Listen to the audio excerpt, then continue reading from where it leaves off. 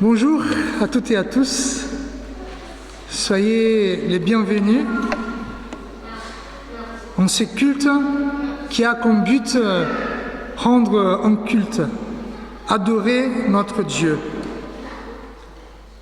Aujourd'hui, nous allons célébrer l'Ascension, même si le jour de l'Ascension a été jeudi le 9 mai, mais dans quelques églises, dans quelques calendriers liturgiques, on peut célébrer ces moments le dimanche.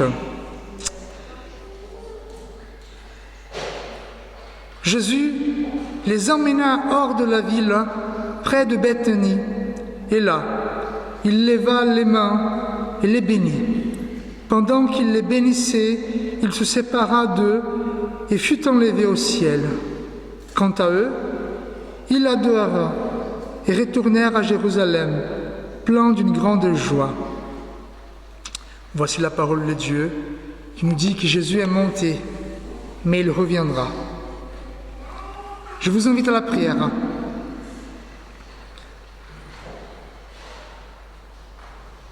Dieu vivant, tu as élevé ton Fils Jésus-Christ au-dessus de tout. Il nous a précédés dans la gloire auprès de toi. Confiant en son intercession, nous te prions. Éveille-nous à la joie et à l'action de grâce. Par Jésus-Christ notre Seigneur, qui vit et règne avec toi, Père et le Saint-Esprit, un seul Dieu, pour les siècles des siècles. Amen. Aujourd'hui, c'est aussi un jour pour les enfants. Donc les enfants sont là avec nous pour chanter avec nous. Je vous invite ce matin à avoir un temps avec Dieu. Je sais que nous venons au temple pour chanter, pour écouter la parole de Dieu. Mais je vous invite maintenant à parler à Dieu, à lui parler. Et maintenant, nous allons chanter deux chants.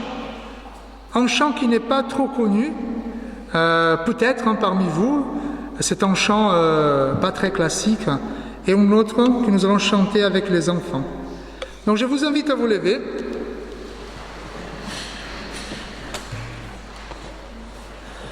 Alors les enfants, on va chanter ces chants cet après-midi, donc on va l'apprendre. Il s'appelle Maranatha. Donc on va juste l'apprendre avec les enfants. Je lève les yeux vers les montagnes. Alors, vous connaissez ce chant, non? Personne. D'accord. Donc, alors, tu veux chanter? Oui, viens. On a répété un peu chez nous. Donc en fait, on va chanter la première strophe et les enfants vont répéter la même strophe. Donc, je lève les yeux vers les montagnes, je lève les yeux vers les montagnes. Tout me viendra sur secours, tout me viendra les secours. Les secours me viennent des dieux, les secours me viennent des dieux. Qui a fait la terre et les cieux, qui a fait la terre et les cieux. Seigneur, viens, Seigneur Jésus, nous tendons les mains vers toi. Maranatha, viens, Seigneur, viens, et là où tu es, autant-nous avec toi. On peut essayer? Tout le monde.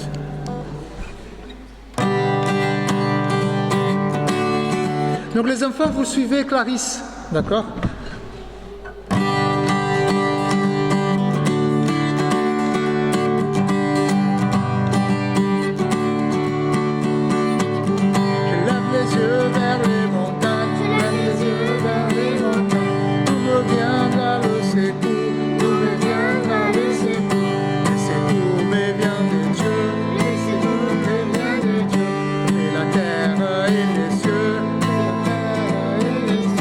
Ma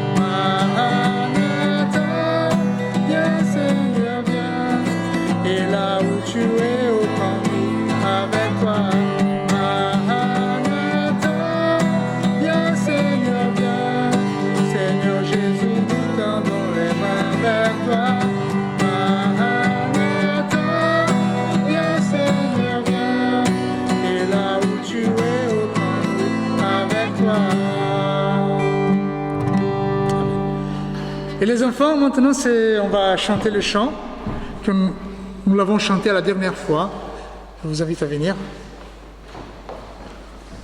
Il y a quand même des gestes à faire. Je ne sais pas si vous vous souvenez. Vous en souvenez? Super. Donc c'est...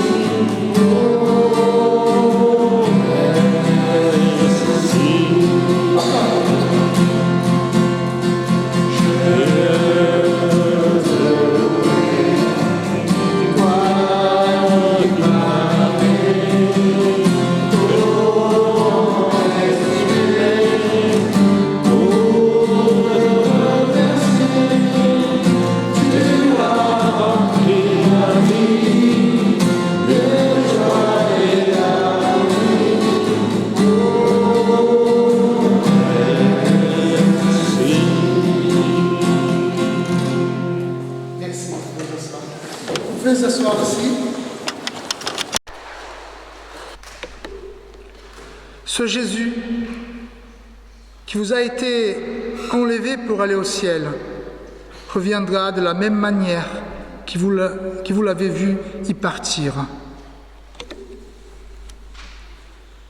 Cependant, personne ne sait quand viendra ce jour ou cette heure, pas même les anges dans les cieux, ni même le Fils. Le Père seul le sait. Attention, ne vous endormez pas, car vous ne savez pas quand le moment viendra.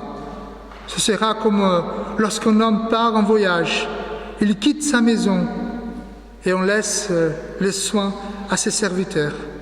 Il donne à chacun un travail particulier à faire et il ordonne aux gardiens de la porte de rester éveillés.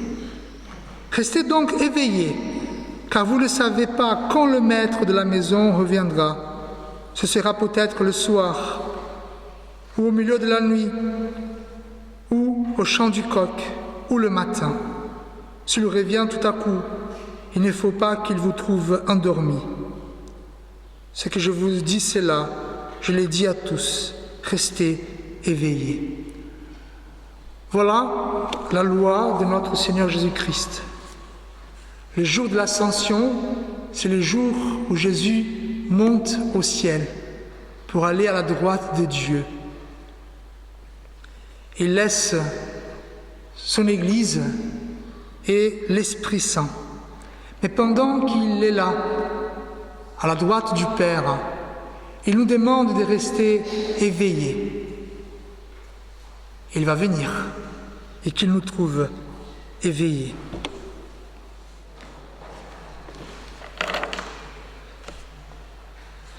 Nous allons lire le texte de Luc, un acte des apôtres, le texte qui nous raconte l'ascension de Jésus-Christ.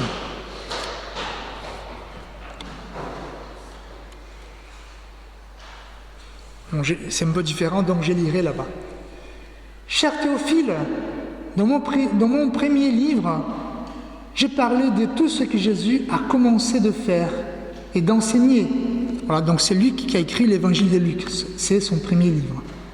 Jusqu'au jour où il a été enlevé au ciel après avoir donné ses ordres par l'Esprit Saint aux apôtres qu'il avait choisis. Après avoir souffert, il se présenta à eux vivant et leur en donna de nombreuses preuves pendant 40 jours. Il se montra à eux et parla de ce qui concerne le royaume de Dieu. Alors qu'il s'est trouvé en leur compagnie, il leur recommanda de ne pas s'éloigner de Jérusalem, mais d'attendre ce que le Père avait promis. Ce que je vous ai annoncé, leur dit-il. Car Jean a baptisé d'eau, mais vous, dans peu de jours, vous serez baptisés du Saint-Esprit. Alors que les apôtres étaient réunis, ils lui demandèrent « Seigneur, et c'est à ce moment-là que tu rétabliras le royaume d'Israël ?» Il leur répondit « Ce n'est pas à vous de connaître les temps ou le moment que le Père a fixé de sa propre autorité. Mais vous recevrez une puissance lorsque le Saint-Esprit viendra sur vous, et vous serez mes témoins à Jérusalem, dans toute la Judée, dans la Samarie et jusqu'aux extrémités de la terre. » Après avoir dit cela, il s'éleva dans les airs pendant qu'il les regardait, et une nuée le cacha à leurs yeux. Et comme ils avaient le regard fixé vers le ciel pendant qu'ils s'en allaient, 2 hommes habillés de blanc leur apparurent et dirent « Hommes de Galilée, pourquoi restez-vous à regarder le ciel ? C'est Jésus qui a été enlevé au ciel du milieu de vous, reviendra de la même manière que vous l'avez vu aller au ciel. » Voici les paroles de notre Dieu. Prions. Père éternel, nous sommes devant un récit historique de notre Église, du christianisme. Ce récit qui nous revient toujours et toujours et toujours. Mais nous te prions que ce matin tu puisses nous bénir avec un message nouveau pour notre cœur et pour nous en tant qu'Église. Nous te prions avec foi. Amen. Chers amis, quand on va à un concert, au théâtre ou à un match, on a hâte de voir le commencement de ces spectacles, n'est-ce pas, pour en profiter au maxi. Et on sait toujours par habitude qu'il y a quelque chose qui indique que le spectacle commencera, même dans un culte. Par exemple, quand les cloches sonnent, on sait que le culte va commencer. Quand il y a les rideaux qui s'ouvrent, on sait que le spectacle va commencer. S'il y a l'arbitre qui siffle, on sait que le match va commencer. Alors, pour faire un parallèle par rapport à l'ascension de Jésus, Jésus nous a donné un signe quand même pour savoir que le spectacle devait commencer. Jésus nous a donné un signe pour montrer que le match allait démarrer. Et quel était ce signe? C'est le fait qu'il est monté au ciel. Et ces jours-là, c'est le jour de l'ascension. Et le jour de l'ascension du Christ a marqué dans notre histoire le jour où l'Église allait démarrer son histoire et son avancement. Luc, cet homme-là, qui n'était pas l'un des apôtres, mais un homme assez béni pour écrire déjà l'histoire de Jésus, mais Luc a écrit aussi les livres des Actes des apôtres pour raconter l'histoire de l'avancement de l'Église de Jésus-Christ. Luc a écrit l'histoire de l'Église. Donc, si vous voulez connaître l'histoire de l'Église primitive, lisez le livre des Actes des apôtres.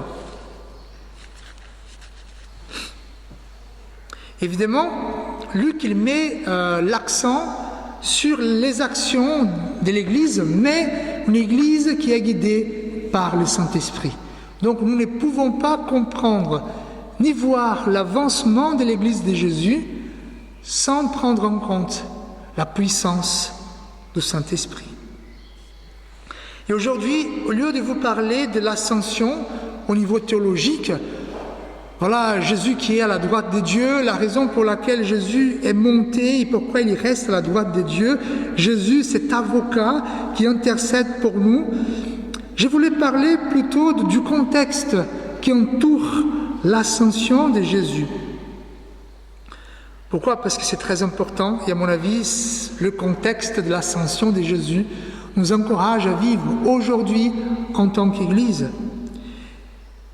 En lisant le récit de l'introduction du livre des Actes des Apôtres, on constate que Luc souhaite souligner 3 éléments qui composent le contexte de l'ascension de Jésus. Et ces éléments sont présents dans toute l'histoire de l'Église. Et ces éléments façonnent les prédications et la manière de l'Église de vivre dans ce monde. D'abord, la première chose que Luc, dans cette petite introduction, il souligne, c'est la résurrection historique de Jésus. Ça veut dire, Jésus est vraiment ressuscité dans les temps et dans l'espace. Il est vraiment ressuscité dans l'histoire. Le deuxième élément souligné par Luc, c'est l'espérance du royaume de Dieu. Combien cette espérance du royaume de Dieu qui viendra sur la terre, combien de fois cette espérance a nourri des prédicateurs, des églises, des missionnaires. Et la troisième chose soulignée par Luc, c'est la présence et la puissance du Saint-Esprit. Et nous allons voir ces 3 éléments ce matin: la résurrection historique de Jésus, l'espérance du royaume de Dieu et la présence et la puissance du Saint-Esprit. Et pourquoi?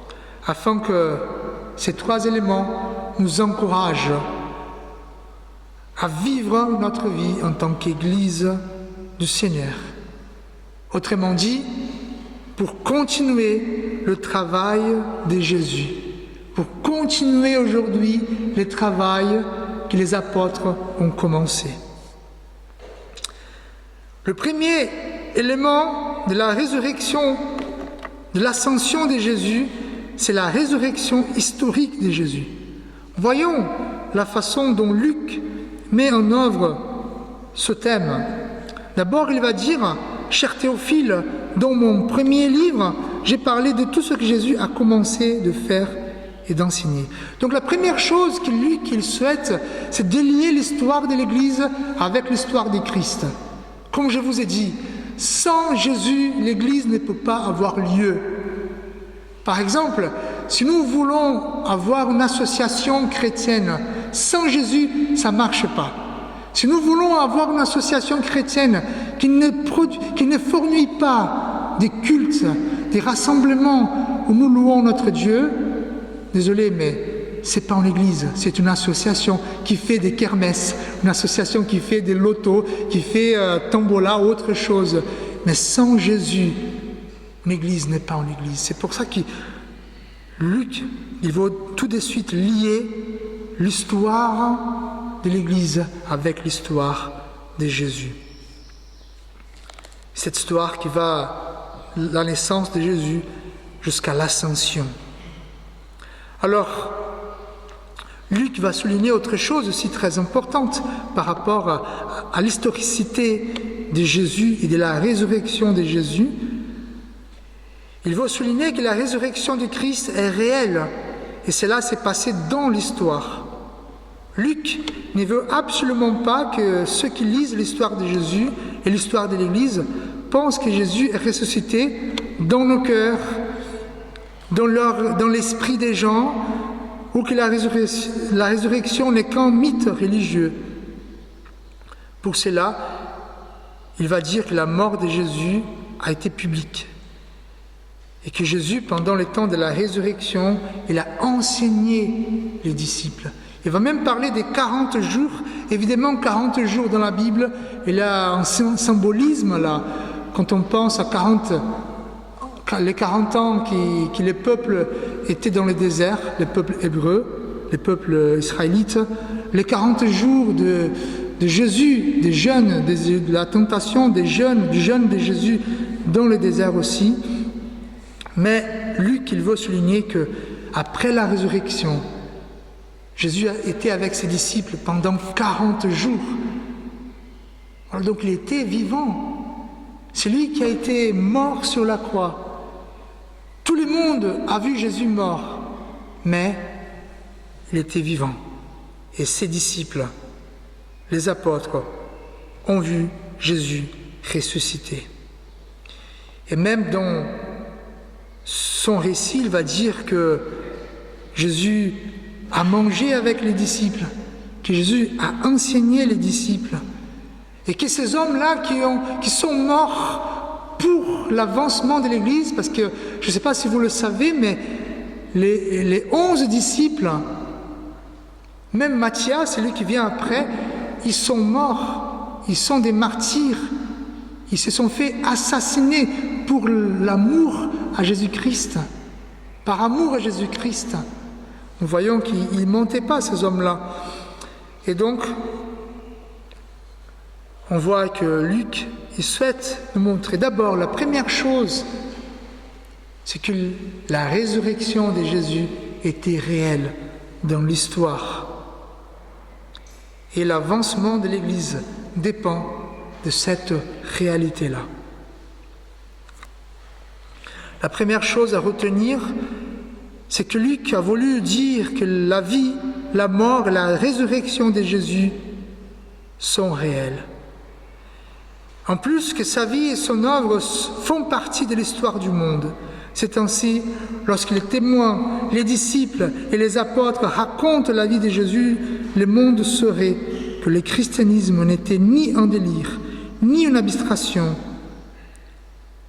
Finalement, on peut comprendre que l'avancement de l'Église a été et est seulement possible si Jésus est vraiment ressuscité. La deuxième chose, le deuxième élément qui entoure l'ascension de Jésus, c'est l'espérance du royaume de Dieu.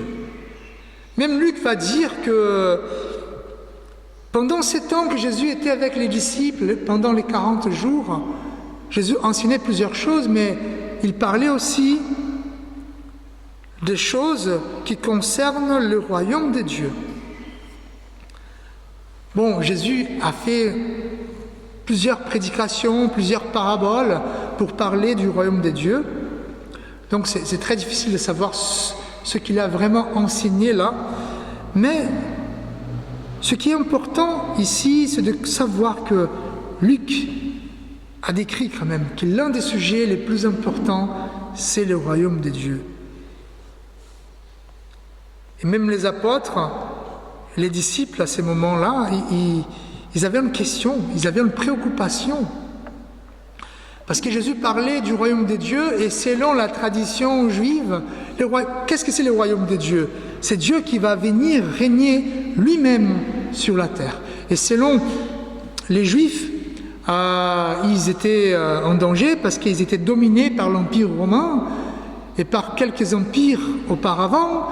Et donc tout ce que les peuples juifs souhaitaient, c'était d'être libérés pour vivre finalement leur foi, la nation d'Israël.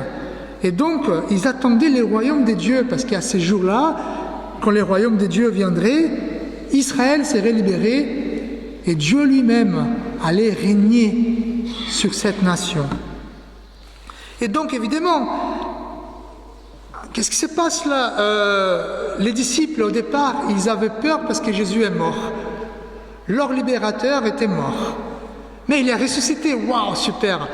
Maintenant c'est bon, notre libérateur, il est Dieu, il est super puissant, il a des super pouvoirs, il est ressuscité. Et maintenant il dit qu'il va partir. Mais Jésus, il faut se décider là. Soit tu restes, tu nous sauves, tu nous libères, soit tu pars. Et donc, dans ce souci-là, les apôtres qui disent, Seigneur, tu vas partir, mais donc tu reviendras avec une armée céleste, avec des anges, avec des chars en feu pour rétablir le royaume d'Israël, il avait quand même un espoir du royaume de Dieu. Et donc la réponse de Jésus, il dit non. Ce n'est pas à vous de connaître les temps ou les moments que le Père a fixés de sa propre autorité. Autrement dit, Jésus a dit non, vous ne savez pas, moi je ne sais pas, il n'y a que Dieu le Père qui le sait. Mais je vous donne un devoir. Il ne dit plus Israël, mais il dit allez dans Jérusalem, dans toute la Judée, dans la Samarie et jusqu'aux extrémités de la terre. Ça veut dire quoi? Ça veut dire, c'est plus Israël. Chers apôtres, chers disciples, c'est plus Israël en question là, c'est le monde entier. Et donc, cela va avec l'enseignement de Jésus. Quel est l'enseignement de Jésus? Le monde entier. Jésus va régner sur le monde entier. Et donc, Jésus, il sait qu'il y a une préoccupation. Le royaume de Dieu fait partie des soucis de tous les chrétiens, de toutes les époques. Même nous, quand on prions la prière que Jésus nous a apprise, que ton règne vienne, c'est une demande de tous les chrétiens. Mais ce que Jésus est en train de dire, que nous aussi, nous allons bâtir ce royaume de paix. Et finalement, après avoir dit cela, Jésus, il monte. Et là, c'est le moment de l'ascension. Et les nuées vont cacher Jésus. Et alors, qu'est-ce qui se passe selon le texte biblique? Les disciples sont attristés. Et là, il y a deux anges qui vont venir, ils vont consoler les disciples. Ils disent, ce Jésus reviendra de la même manière que vous l'avez vu aller au ciel. C'est très intéressant parce que je vous ai déjà dit une fois, quand il y a des anges dans des événements bibliques, ça montre la puissance de Dieu. Par exemple, quand Jésus est ressuscité, il y avait des anges. Quand Dieu parlait au peuple, il y avait des anges. Et donc, les anges montrent la puissance de Dieu. Et c'est là, à ces moments-là, que Jésus va monter au ciel. Et donc, la deuxième chose que Luc essaye de nous transmettre, c'est l'espérance de la venue du royaume des dieux. Cette espérance était présente chez les apôtres, chez les disciples de Dieu, chez les premiers chrétiens. Et cette espérance doit nous encourager aujourd'hui à faire avancer le royaume de Dieu, faire avancer la parole de l'Évangile. Donc nous avons vu jusqu'à présent, d'abord, l'ascension et l'Église, et là en sens quand la résurrection de Jésus est un fait historique. Quand nous avons cette espérance dans le royaume de Dieu. Et en dernier lieu, l'Église, elle dépend de la puissance et la présence du Saint-Esprit. Le troisième élément qui compose le contexte de l'ascension de Jésus, c'est la promesse de la puissance et la présence du Saint-Esprit. Jésus il a dit, vous serez baptisés du Saint-Esprit. Donc, qu'est-ce que Jésus est en train de dire? Vous ne serez pas seuls.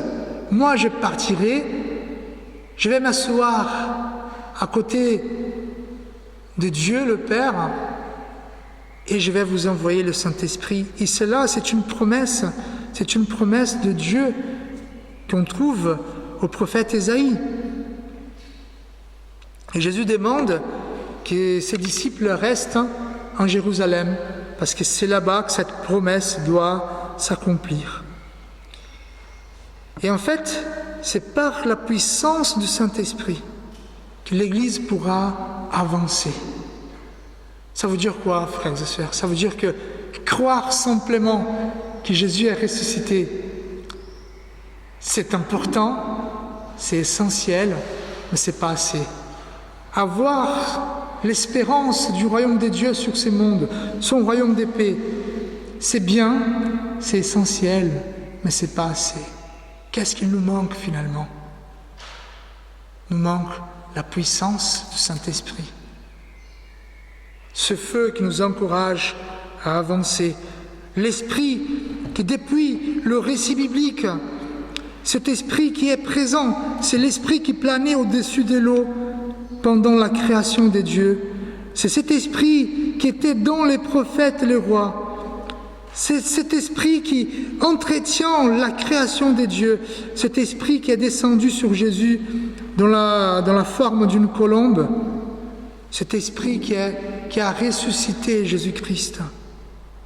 Cet esprit maintenant qui est envoyé à tous les chrétiens. Et la semaine prochaine, nous allons voir le dimanche de Pentecôte. C'est le jour où le Saint-Esprit descend sur l'Église de Dieu. Et cet esprit qui va nous aider à témoigner, c'est cet esprit qui a fait que les apôtres et les disciples de Jésus sont partis dans le monde entier pour annoncer la parole de Jésus.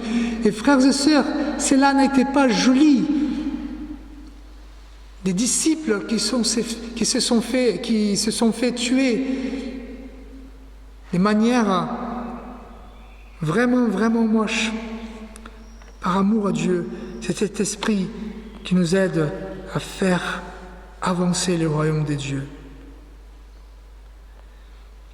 Donc, nous avons ici l'ascension en Jésus réel, en espérance, une espérance au royaume des dieux, et finalement une promesse du Saint-Esprit. Et là, Jésus, il monte au ciel. Et l'Église attend pendant 10 jours que le Saint-Esprit soit envoyé afin que l'Église puisse sortir et annoncer l'Évangile. Alors, je vous pose une question pour conclure. Est-ce que la résurrection historique de Jésus, l'espérance du royaume des dieux et la présence, la puissance du Saint-Esprit vous encouragent à vivre en tant qu'Église?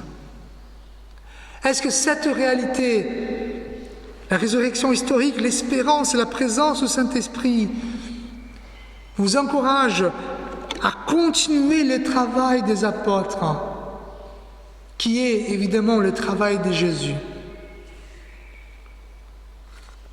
L'ascension de Jésus nous dit que tout a été prêt pour le spectacle, ce spectacle qui s'appelle Église. Et maintenant, nous devons jouer dans cet orchestre où le chef d'œuvre, le chef d'orchestre, c'est le Saint-Esprit. Frères et sœurs, je vous invite à la prière. Seigneur, merci parce que Jésus est monté au ciel. Parce que à ce jour-là, au jour de l'ascension, c'était les signes que nous devons continuer le travail que ton Fils a commencé et que les apôtres ont continué. Et maintenant, Seigneur, c'est nous en tant qu'Église, dans ce monde tel qu'il est. Aide-nous, Seigneur, à croire en toi pendant les jours où nous doutons, parce que les doutes font partie de la foi. Aide-nous, Seigneur, à croire en toi au jour des doutes. Mais Seigneur, garde-nous cette espérance où un jour ton Fils viendra pour établir pleinement la paix. Et finalement, Seigneur, ne nous laisse pas mépriser la puissance et la présence du Saint-Esprit parmi ton peuple, parmi ton Église. C'est au nom de Jésus que nous te prions. Amen. Je vous invite à vous lever pour l'exhortation. Le Seigneur promet, je viens bientôt. Tiens fermement ce que tu as, afin que personne ne prenne ta couronne de victoire. Que l'Éternel fasse rayonner sa lumière sur son peuple, aujourd'hui et à jamais. Amen.